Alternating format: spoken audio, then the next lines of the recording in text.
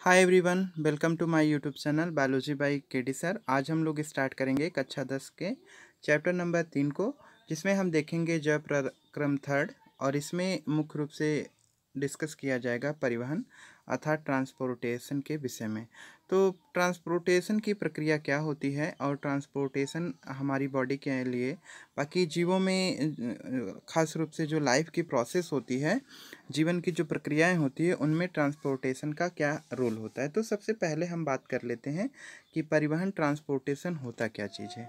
तो परिवहन का मतलब होता है मनुष्य के शरीर के अंदर जो रक्त के माध्यम से पोषक तत्वों का आदान प्रदान किया जाता है, यही क्रिया परिवहन कहलाती है। तो मुख्य रूप से जब हम भोजन करते हैं तो भोजन करने के बाद हमारे शरीर के अंदर जो भी विटामिन्स, प्रोटीन्स या न्यूट्रिएंट्स होते हैं जो हमारी बॉडी एब्जॉर्ब कर लेती है, तो बेसिकली जो इंटेस्टाइन उसे एब्जॉर्ब करती है। तो एब्जॉर्ब करने के बाद नॉर्मली होता क्या है कि हमारे शरीर के अंदर जो न्यूट्रिएंट्स होते हैं वो शरीर की सभी कोशिकाओं को, सभी अंगों को, सभी ऊतकों को चाहिए। तो ऐसी स्थिति में उनका ट्रांसपोर्टेशन होना काफ़ी इम्पॉर्टेंट होता है। तो परिवहन की क्रिया में खास रूप से जो ट्रांसपोर्टेशन की जो क्रिया होती है उसमें CO2 और O2 का ट्रांसपोर्टेशन होता है, और इसी को हम लोग पोषक तत्वों का विनिमय कहते हैं, एक्सचेंज ऑफ न्यूट्रिएंट्स कहते हैं। तो अब बेसिकली यहाँ पे क्या होता है कि जो परिवहन की जो क्रिया होती है वो मनुष्य के अंदर एक तरह से परिसंचरण तंत्र के माध्यम से होती है। तो परिसंचरण तंत्र, सर्कुलेटरी सिस्टम क्या होता है? तो परिवहन तंत्र या परिसंचरण तंत्र दोनों एक ही चीज़ है एक तरह से। तो लेकिन जो ह्यूमन है खास रूप से, उसके शरीर के अंदर एक तरह का सर्कुलेटरी सिस्टम पाया जाता है। तो ये सर्कुलेटरी सिस्टम क्या करता है? तो एक तरह से पूरे बॉडी के अंदर जो न्यूट्रिएंट्स होते हैं, जो भी पोषक तत्व होते हैं, उसे एक तरह से पूरी ओवरऑल बॉडी के अंदर इसे पहुंचाने का कार्य करता है। तो शरीर का वह तंत्र जो परिवहन की क्रिया में खास रूप से इम्पॉर्टेंट रोल प्ले करता है, उसी को हम लोग क्या कहते हैं? परिवहन तंत्र कहते हैं। तो परिवहन तंत्र की अगर हम बात करें तो जंतुओं के अंदर जो परिवहन तंत्र होता है वो खास रूप से परिसंचरण के लिए दो टाइप का होता है। तो सबसे पहला जो इसमें टाइप है वो होता है खुला परिसंचरण तंत्र, ओपन सर्कुलेटरी सिस्टम। तो खुला परिसंचरण तंत्र क्या होगा? खुला परिसंचरण तंत्र ऐसा परिसंचरण तंत्र होता है जिसमें जो परिवहन की क्रिया होती है वो डायरेक्टली कोशिका और ऊतकों के द्वारा होती है। तो कोशिका और ऊतक के द्वारा अगर परिवहन की क्रिया सीधे तौर पे होती है तो ऐसी कंडीशन को हम लोग ओपन सर्कुलेटरी सिस्टम कहते हैं। अब खुले परिसंचरण तंत्र में क्या होता है? जनरली जैसे दो कोशिकाएं होती हैं, एक सेल ये मान लेते हैं हो गई, दूसरी सेल ये हो गई। अगर इसे हम सेल ए नाम दे देते हैं, इसे सेल बी नाम दे देते हैं। होता क्या है कि जनरली अगर सेल बी के अंदर कोई न्यूट्रिएंट्स की कंसंट्रेशन ज़्यादा है, सांद्रता इसके अंदर ज़्यादा है, तो ऐसी स्थिति में वो पोषक तत्व जो होगा वो सेल ए की तरफ मूव कर जाएगा, मतलब माइग्रेट करेगा। ऐसा इस वजह से भी होगा क्योंकि ये कोशिकाएं क्या है, एक दूसरे से ऐसे इस तरह से पूरी तरह से अटैच होती हैं, सटी रहती है। तो यहाँ पे एक कोशिका के अंदर का न्यूट्रिएंट्स दूसरी कोशिका के अंदर ट्रांसफर होता रहता है। तो इस तरह की जो क्रिया होती है इसमें भी परिवहन हो रहा है। तो इस तरह के परिवहन तंत्र को हम लोग ओपन सर्कुलेटरी सिस्टम कहेंगे। तो जो खुला परिसंचरण तंत्र होगा उसकी खास बात ये भी होगी कि इसमें रुधिर वाहिनियाँ पूरी तरह से क्या होती हैं? अनुपस्थित होती। तो इसमें किसी भी तरह की कोई ब्लड वेसल्स नहीं पाई जाती हैं, किसी भी तरह की कोई रुधिर वाहिनी नहीं पाई जाती है। तो दूसरे नंबर पे हम बात करेंगे बंद परिसंचरण तंत्र की, क्लोज्ड सर्कुलेटरी सिस्टम की। अब ये क्लोज्ड सर्कुलेटरी सिस्टम क्या होता है? तो इसमें जनरली क्या होता है, इस तरह के परिवहन तंत्र के अंदर रुधिर वाहिनियाँ उपस्थित होती है। तो इसमें डायरेक्टली सेल से सेल के बीच में ट्रांसपोर्टेशन नहीं होता है, या टिश्यू लेवल पे कोई भी ट्रांसपोर्टेशन नहीं होता है। इसमें जनरली क्या होता है कि एक पाइप लाइक स्ट्रक्चर होता है। इस तरह से एक पाइप होती है।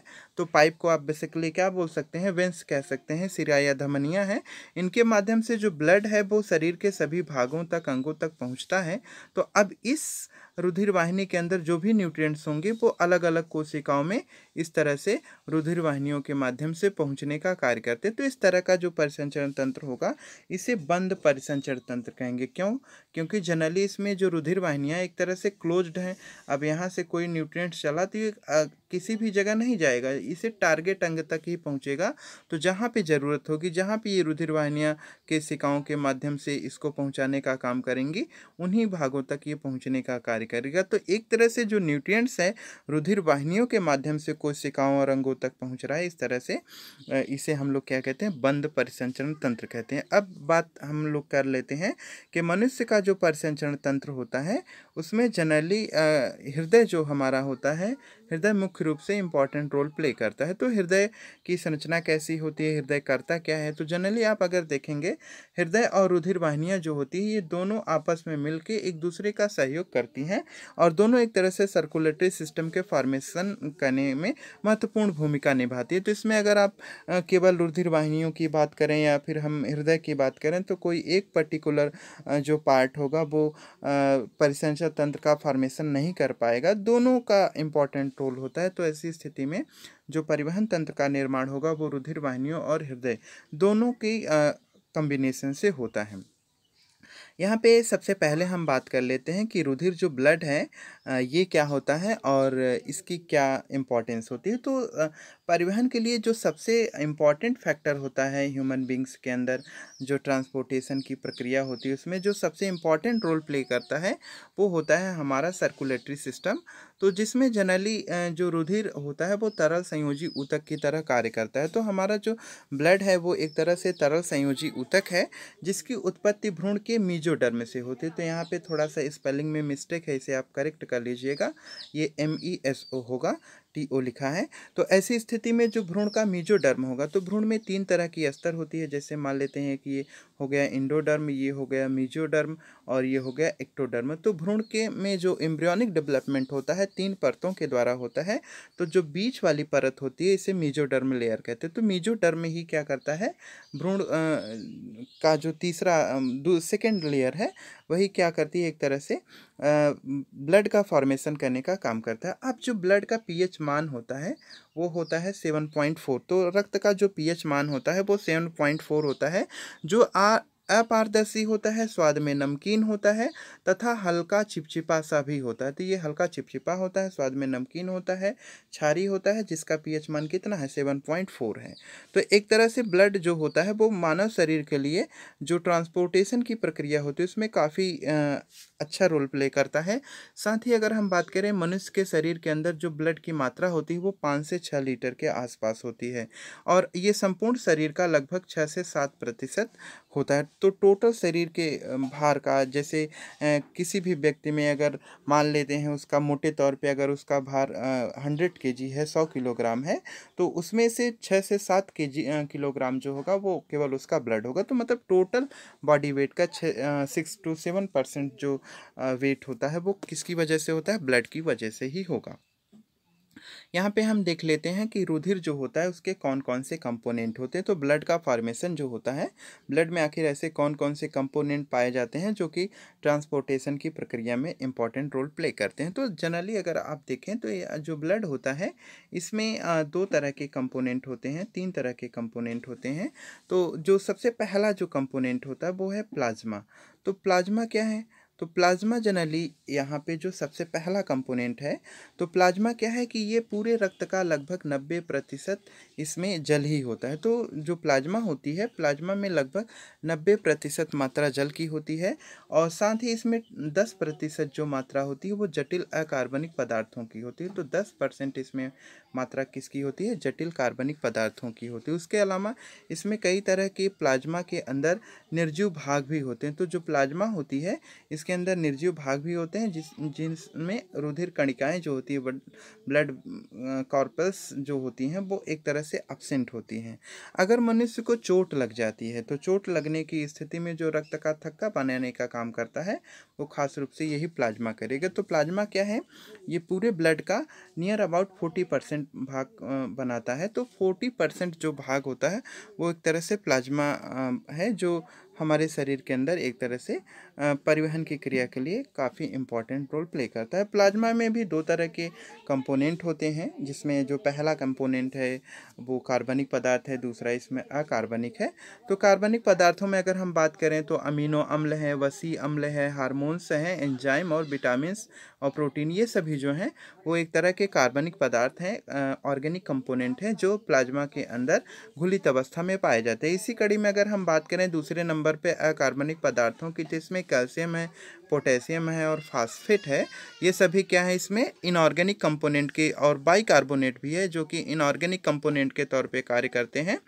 साथ ही दूसरे नंबर पे इसमें जो आता है वो है रुधिर कणिकाएं। तो रुधिर कणिकाएं ब्लड कॉर्पसल्स क्या होती हैं, तो रुधिर कणिकाओं का जो परसेंटेज है वो है 60%। अभी मैंने आपका जो ब्लड प्लाज्मा का परसेंट बताया था वो 40% बताया था।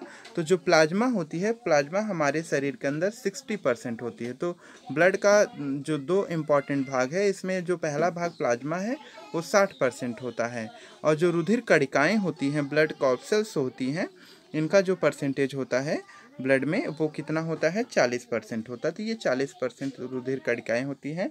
अब रुधिर कणिकाएं भी जनरली 3 टाइप की होती हैं। तो इसमें जो सबसे पहली रुधिर कणिका होती है, इसे हम लोग कहते हैं लाल रुधिर कणिकाएं, जो कि होती हैं आरबीसी।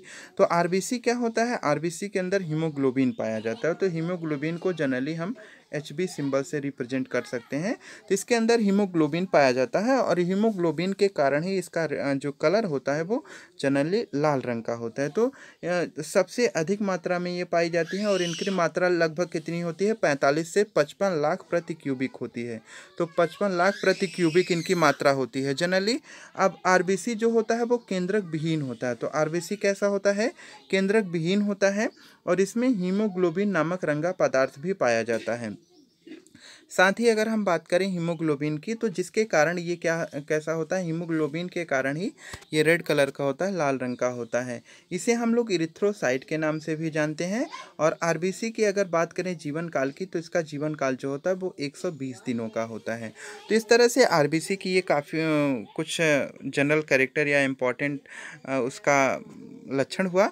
साथ ही अब हम बात करते हैं यहाँ पे डब्ल्यूबीसी की, ल्यूकोसाइट्स इसे बोलते हैं। तो आरबीसी को हम लोग इरिथ्रोसाइट कहेंगे, डब्ल्यूबीसी जो होगा उसे हम लोग क्या कहेंगे, ल्यूकोसाइट कहेंगे। तो डब्ल्यूबीसी का जो जीवन काल होता है वो 2 से 4 दिनों का होता है। तो डब्ल्यूबीसी जनरली कितने दिन का इसका जीवन काल है, 2 से 4 दिनों का होता है। अब यह शरीर का एक तरह से प्रतिरक्षी तंत्र बनाने का काम करता है। तो शरीर के अंदर जो हमारा इम्यून सिस्टम होता है, इम्यून सिस्टम को खास रूप से कौन डेवलप करता है, हमारा डब्ल्यूबीसी ल्यूकोसाइट्स डेवलप करता है। डब्ल्यूबीसी और आरबीसी, डब्ल्यूबीसी जो होगा वो आरबीसी की अपेक्षा कम होता है। तो हमारे ब्लड के अंदर जो डब्ल्यूबीसी की मात्रा होती है वो आरबीसी की अपेक्षा थोड़ी सी कम होती है, जिसकी जो संख्या होती है वो 500 से लेके 9500 के आसपास होती है। और ये क्या होते हैं, केंद्रक युक्त होते हैं। तो इनमें न्यूक्लियस पाया जाता है, जबकि आरबीसी जो होता है, आरबीसी भी एक तरह की सेल है, उसमें न्यूक्लियस एब्सेंट होता है। लेकिन जो डब्ल्यूबीसी है, डब्ल्यूबीसी भी सेल्स होती हैं, इसके अंदर न्यूक्लियस प्रेजेंट होता है। तो इस तरह से अब यहाँ पे जो डब्ल्यूबीसी होता है ये भी बेसिकली 2 टाइप का होता है। तो इसमें क्या होता है, एक होता है कणिकाएं श्वेत रुधिराणु, जिसे हम लोग कहते हैं ग्रेन्युलोसाइट। तो इसका नाम हो जाता है ग्रेन्युलोसाइट। तो श्वेत रुधिराणु जो होते हैं वो कोशिका द्रव्य के अंदर कणिकामय संरचना का फॉर्मेशन करते हैं। अब ये जो कणिकामय संरचनाएं होती हैं ये भी 3 टाइप की होती हैं। तो सबसे पहले तो हम बात करते हैं डब्ल्यूबीसी। डब्ल्यूबीसी 2 टाइप का हुआ, तो जिसमें ग्रेन्युलोसाइट है और दूसरा होता है एग्रेन्युलोसाइट। तो अब इसमें जो ग्रेन्युलोसाइट है ये भी 3 टाइप का होता है। तो जिसमें जो पहला टाइप है इसका, तो इसमें होता है एसिडोफिल, या इसी को इस्नोफिल कहते हैं। तो जो एसिडोफिल्स होते हैं इनकी कुल संख्या डब्ल्यूबीसी के अंदर 2 से 4% होती है, और ये एलर्जी के लिए काफ़ी संवेदनशील होते हैं। तो जिन व्यक्तियों में एलर्जिक कंडीशन होती है, जैसे बार बार सर्दी जुकाम हो जाना, या किसी रोग के प्रति अति संवेदनशील होना, जल्दी जल्दी बीमार होना, ऐसी जो कंडीशंस होती हैं, इसे एलर्जिक जो कंडीशन होती है वो खास रूप से इसी इस्नोफिल्स के कारण होती है। तो एक आपने बीमारी सुनी होगी इस्नोफिलिया, जिसमें ज़्यादातर सर्दी जुकाम जैसी समस्या होती है। तो ये इसी की वजह से होती है। कभी कभी इस्नोफिल्स की मात्रा बढ़ जाती है, तो तब जाके ये समस्या क्रिएट होती है। दूसरे नंबर पे आता है बेसोफिल्स। तो जो बेसोफिल्स होती है WBC में, इसकी जो संख्या होती है 0.5 टू 2.0% के आसपास होती है। तो 0.5 से ये 2.0 के आसपास होती है, इसका परसेंटेज बेसोफिल्स का होता है। और इसमें खास रूप से हिपैरिन और हिस्टामिन तथा सेरोटोनिन नामक पदार्थ का स्राव होता है। ये जो पदार्थ होते हैं, हिपैरिन्स होते हैं, हिस्टामिन्स होते हैं, सेरोटोनिन्स होते हैं, ये एक तरह से ब्लड क्लॉटिंग प्रोटीन्स होती हैं, जो कि ब्लड को एक तरह से रक्त का थक्का बनाने में भी इम्पॉर्टेंट रोल प्ले करते हैं। तीसरे नंबर पे आता है WBC का जो ग्रेनुलोसाइट है, उसमें जो तीसरा टाइप होता है वो होता है न्यूट्रोफिल्स। तो न्यूट्रोफिल्स जो होते हैं, इनकी संख्या WBC के अंदर कितनी होती है? 60 से 70% के आसपास होती है।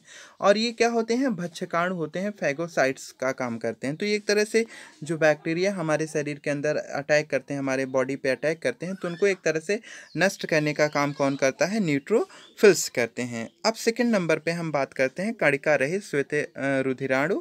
तो WBC में दो टाइप हुआ, पहला था ग्रेनुलोसाइट और सेकंड नंबर पे यहाँ पे हो जाएगा ये क्या?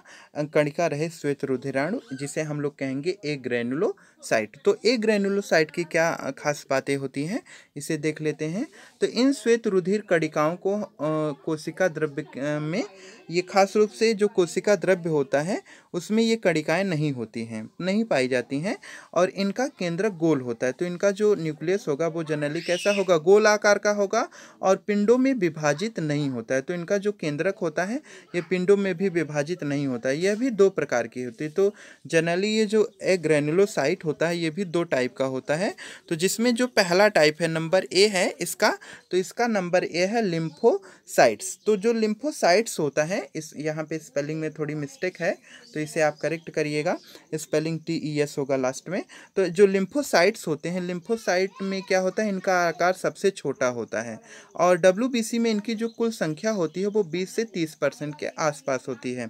साथ ही ये हमारे शरीर का प्रतिरक्षी तंत्र बनाने का कार्य करते हैं या प्रतिरक्षी का कार्य करते हैं हमारे बॉडी के अंदर।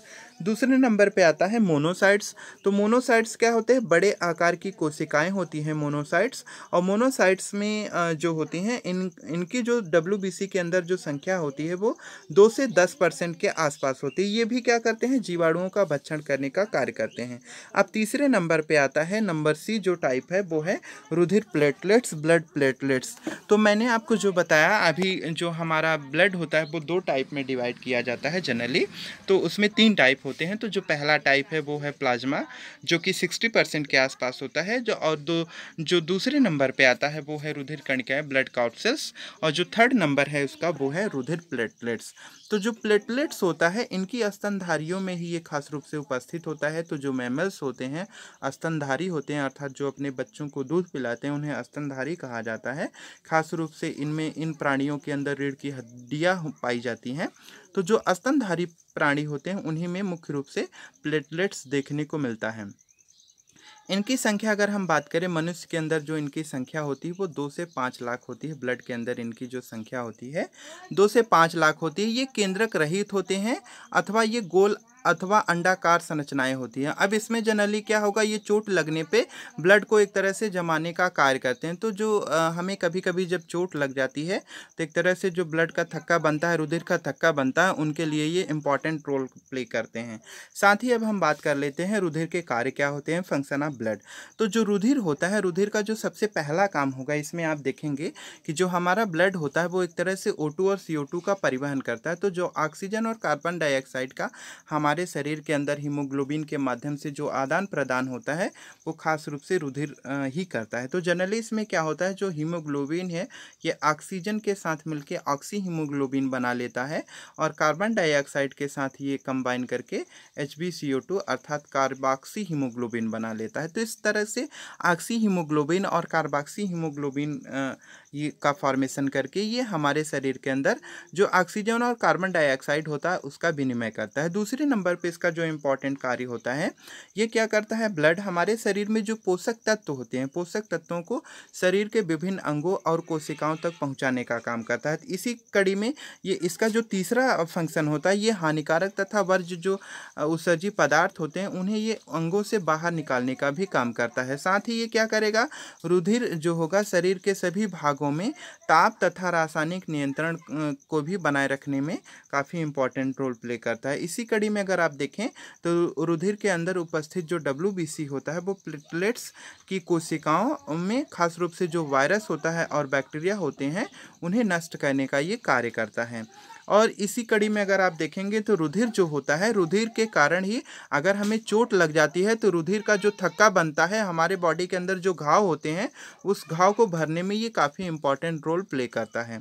अब हम बात कर लेते हैं यहाँ पे हार्ट के विषय में। तो हमारा हृदय जो होता है, अब ये तो अभी तक हमने आपको बताया कि जो ब्लड होता है उसका क्या रोल होता है। अब हम देखेंगे हार्ट, जो मानव का हृदय होता है उसका क्या हमारे शरीर के अंदर कार्य होता है, वो किस तरह से कार्य करता है। तो मनुष्य का जो हृदय होता है वो शरीर का सबसे व्यस्ततम अंग होता है, शरीर का सबसे व्यस्त भाग होता है। यह खास रूप से हृदय पेशियों जिसे कार्डियक मसल कहते हैं उसी के द्वारा बना होता है। यह गुलाबी रंग का और खोखली संरचना होती है। तो जनरली ये जो हृदय की अगर आप संरचना देखें तो जो मानव की मुट्ठी होती है उसके आकार का होता है और एक तरह से बंद संरचना होती है और अंदर की तरफ ये खोखला भाग होता है जिसके अंदर कुल 4 चैम्बर पाए जाते हैं। तो इसमें अभी हम और डिटेल में देखेंगे। तो सबसे पहले हम बात कर लेते हैं हृदय की बाह्य संरचना कैसी होती है, एक्सटर्नल स्ट्रक्चर हृदय का कैसा होता है। तो मनुष्य का जो हृदय होता है वो वक्ष गुहा के बीच में दोनों फेफड़ों के मध्य में स्थित होता है और इसका ज़्यादातर जो भाग होता है वो बाईं तरफ होता है। तो ज़्यादातर भाग इसका बाईं तरफ होता है। इसी वजह से जो हमें हृदय की धड़कन जो पता चलती है, तो आप बाईं तरफ अगर टच करेंगे सीने को तो ऐसी स्थिति में जो हार्ट बीट की जो रेट होती है वो ज़्यादातर हमें बाईं साइड ही पता चलती है। तो हमें लगता है कि नहीं हमारे हृदय बाईं साइड है, तो ऐसा कुछ भी नहीं है। हमारा हृदय दोनों फेफड़ों के बीच में बिल्कुल होता है। उसका थोड़ा झुकाव बाईं तरफ ज़्यादा होता है, तो बाईं तरफ वो थोड़ा सा झुका होता है, इस वजह से बाईं तरफ जो हृदय की धड़कन होती है वो हमें ज़्यादा पता चलती है। तो इसका आकार कैसा होता है, तो मनुष्य की जो मुट्ठी होती है तो उसी बंद मुट्ठी के आकार का होगा, खोखली और शंक्वाकार संरचना होगी। तो ये थोड़ा मिस्टेक यहाँ पे गलत इसने लिख दिया है, तो शंक्वाकार लिखा है, तो ये शंक्वाकार संरचना होती है। मांसल होता है, शंक्वाकार और मांसल संरचना होती है। अब जनरली जो ह्यूमन का हार्ट होता है, इसके अगर हम लंबाई की बात करें तो ह्यूमन का जो हार्ट होता है 12 से 13 सेंटीमीटर ये लंबा होता है। और चौड़ाई की अगर हम बात करें तो लगभग इसकी चौड़ाई 9 सेंटीमीटर के आसपास होती है। साथ ही इसकी मोटाई जो होती है वो 6 सेंटीमीटर के लगभग होती है। जिसका भार अगर हम देखें तो भार इसका 250 से लेके 350 ग्राम होता है। तो यहाँ पे इसका जो भार होता है वो 250 से 350 ग्राम के आसपास होता है। यह एक पतली झिल्ली नुमा परत से घिरा होता है और इस परत का नाम क्या होता है, हृदयावरणी थैली। इसे हम लोग हृदयावरणी थैली नाम दे देते हैं। तो जो परत होती है वो परत एक तरह से क्या करती है, हृदय की सुरक्षा करने का काम करती है। अब हृदयावरणी परत के बीच में एक तरल भरा होता है, एक तरल पाया जाता है जिसे हम लोग क्या कहते हैं, कार्डियक फ्लूइड कहते हैं, हृदयावरणी तरल नाम दे देते हैं। तो ये मानव के हृदय में कुल 4 चैम्बर होते हैं। तो 4 चैम्बर की अगर हम बात करें तो इसमें यहाँ पे जैसे आप एक रफ डायग्राम आप देखिए यहाँ पे, तो ये जो रफ डायग्राम आपको देखने को मिल रहा है इसमें टोटल 4 चैम्बर होते हैं। इसमें जनरली ये वाला जो हिस्सा होता है, यहाँ का ये वाला जो हिस्सा है इसे हम लोग कहते हैं राइट एट्रियम, दायां अलिंद। और ये वाला जो भाग होता है, नीचे का जो भाग होता है राइट वेंट्रिकल, दायां निलय।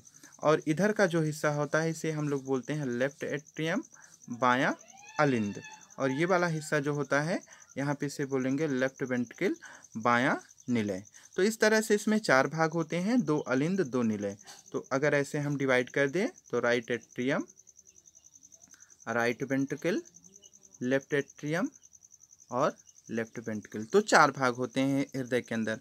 जनरली होता क्या है, इसकी अगर हम क्रिया विधि देखें तो हमारे शरीर से सबसे पहले जो इम्प्योर ब्लड होता है, शुद्ध रक्त होता है, वो शरीर के इस हिस्से में आता है। तो मैं जनरली ऐसे एक रफ डायग्राम बना दे रहा हूँ। यहाँ पे आप देखिए ऐसे, जैसे मैंने यहाँ पे एक ऐसे रफ डायग्राम बना दिया। तो इसमें 4 पार्ट हैं। तो सबसे पहला भाग है ये, दूसरा भाग होगा यहाँ पे, ये तीसरा भाग होगा और ये चौथा भाग होगा। ठीक है।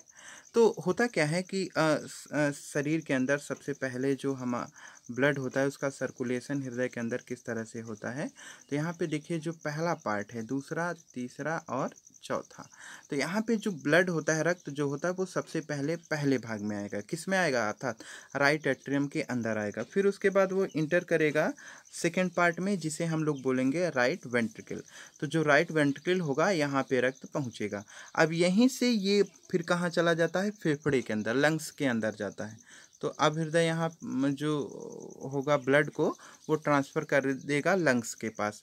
फिर यहाँ पे जो कार्बन डाइऑक्साइड ब्लड के अंदर रहेगी वो बाहर चली जाएगी और उसके बदले में ऑक्सीजन अंदर आएगी। जब ऑक्सीजन अंदर आ जाएगी तो ऐसी स्थिति में रक्त पूरी तरह से शुद्ध हो जाएगा।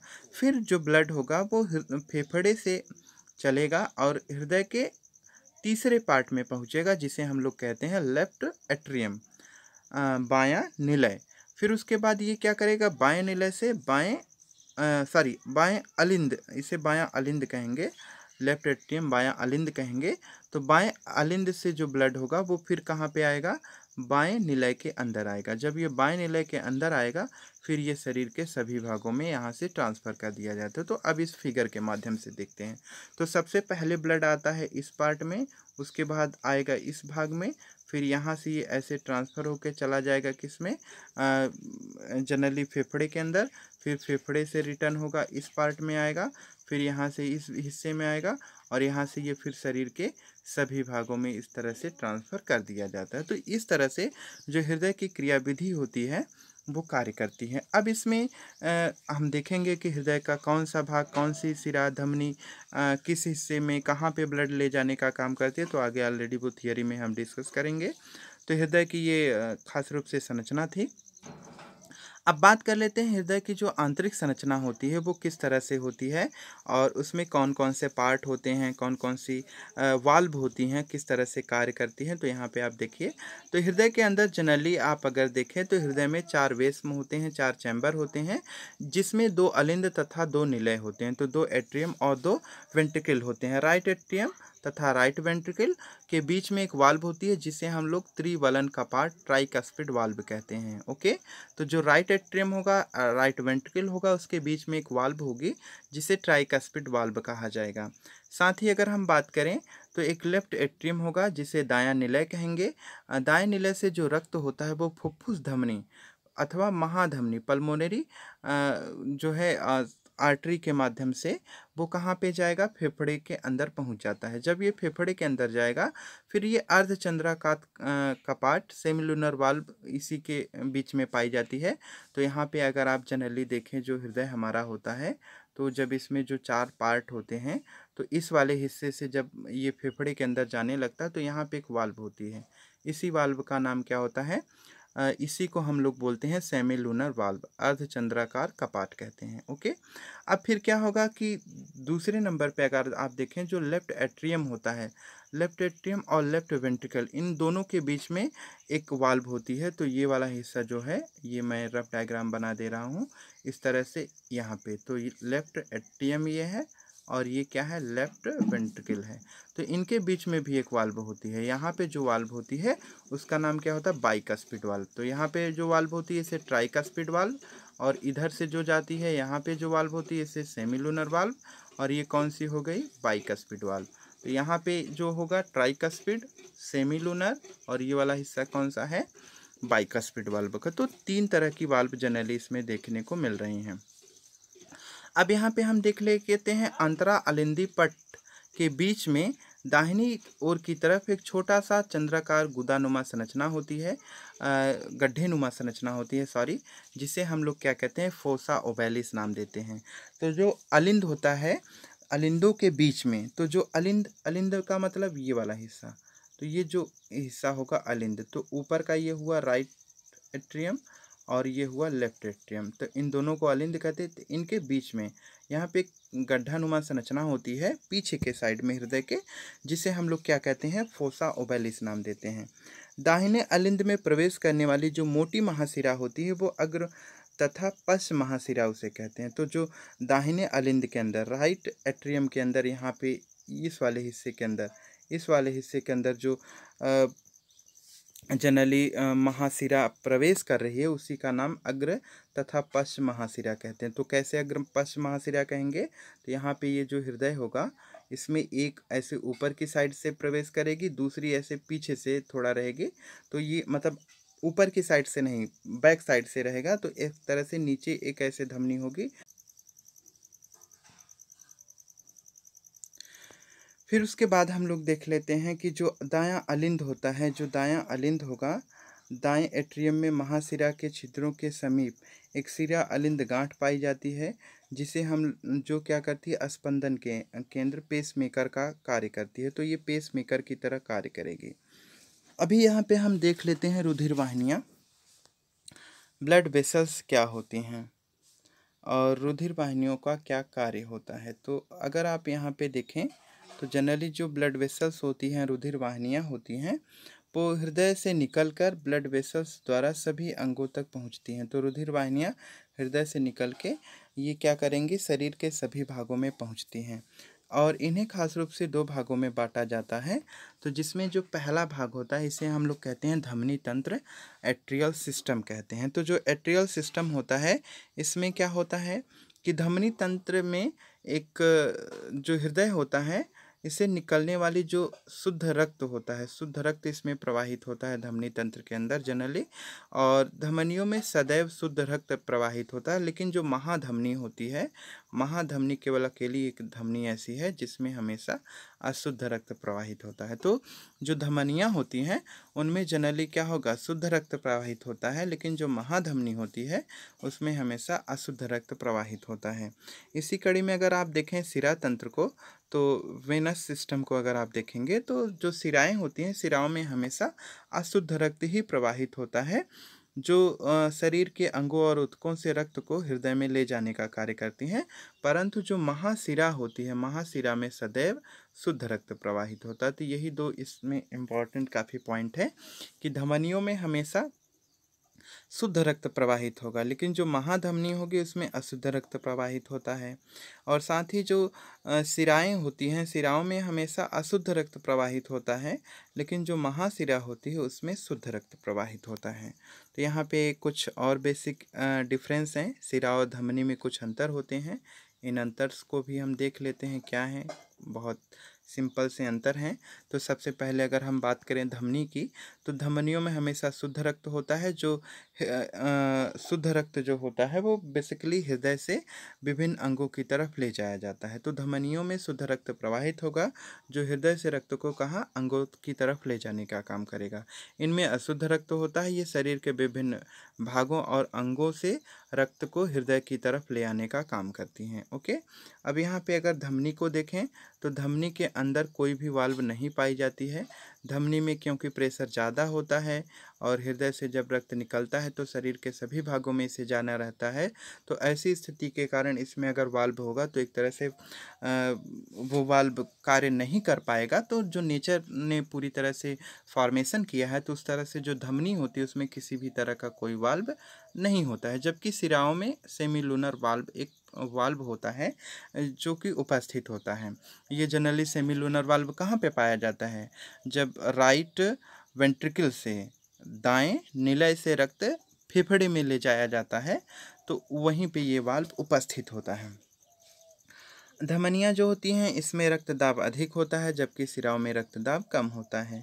यह ऑक्सी हीमोग्लोबिन इसमें पाया जाता है, अर्थात इसमें जो रक्त होता है वो गुलाबी रंग का चमकीला चटकीला होगा, जबकि इसमें जो ब्लड होगा उसका रंग थोड़ा नीला कलर का होगा और ये पूरी तरह से अशुद्ध रक्त होता है।